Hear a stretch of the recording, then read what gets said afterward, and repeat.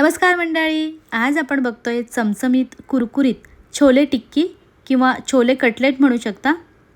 सगळेच आवडीने खातील असा मस्त प्रोटीनयुक्त नाश्ता तयार. त्यासाठी इथे मी घेतलंय रात्रभर भिजवलेले काबुली चणे. एक मोठी वाटी भरून चणे भिजत घातले होते. 7 ते 8 तासानंतर चणे भिजून 2 वाटी झाले. हे चणे कुकरमध्ये उकडून घेते. कुकरमध्ये 4 ते 5 शिट्टीत छोले छान शिजतात. ह्यातच मी 2 मध्यम साईजचे बटाटे उकडत घातलेले. छोले उकडताना फक्त पाणी आणि मीठच घातले. चणे छान नरम शिजलेत. हाताने चुरलं तरी चालेल किंवा मग मी हे चणे थोडे कोमट झाल्यावर थोडं थोडं करून मिक्सरला वाटून घेते. ह्याप्रमाणे वाटताना ह्यात पाणी घालायचं नाही. हे शेवटचं राहिले. त्यात मी 5 हिरव्या मिरच्या आणि अर्धा चमचा जिरे घालते. हे सुद्धा पाणी न घालता बारीक वाटून घेतलं आहे. चणे ओव्हरकुक झाले असतील तर गरम असतानाच हाताने किंवा चमच्याने देखील बारीक करू शकता. ह्यात घालूया एक उकडलेला बटाटा. मी 2 बटाटे उकडलेले, पण ह्यात एकच बटाटा घालते. बटाटा नाही घातला तरी चालेल, म्हणजे बटाटा घातल्यानंतर चव छान येतेच. पण कोणाला फक्त प्रोटीनयुक्त नाश्ता करायचा असेल त्यांनी मग बटाटा नका घालू. बटाटा किसूनच घाला.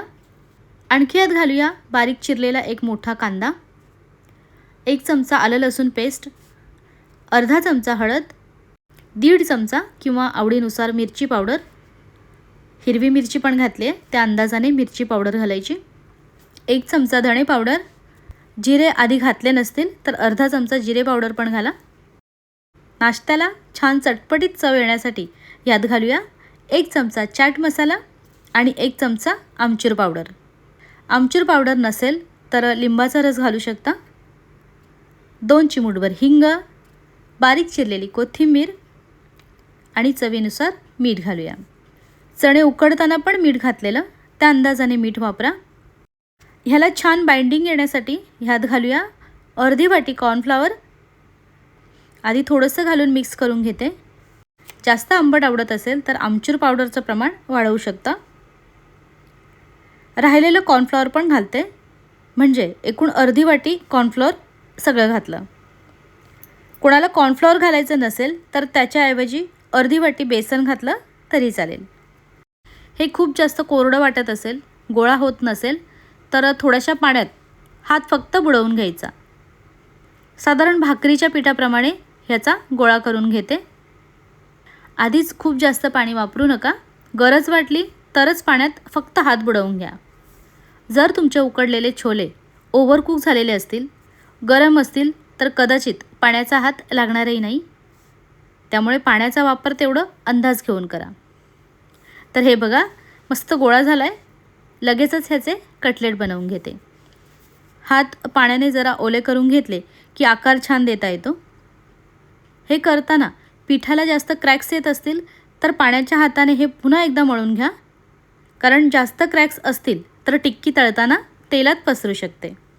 प्रत्येक वेळेस असं जरा मळून घ्या. सगळीकडून व्यवस्थित करून घेतलं की तळायला बरं पडतं. तळण्यासाठी पॅनमध्ये तेल गरम करून घेतलं आहे.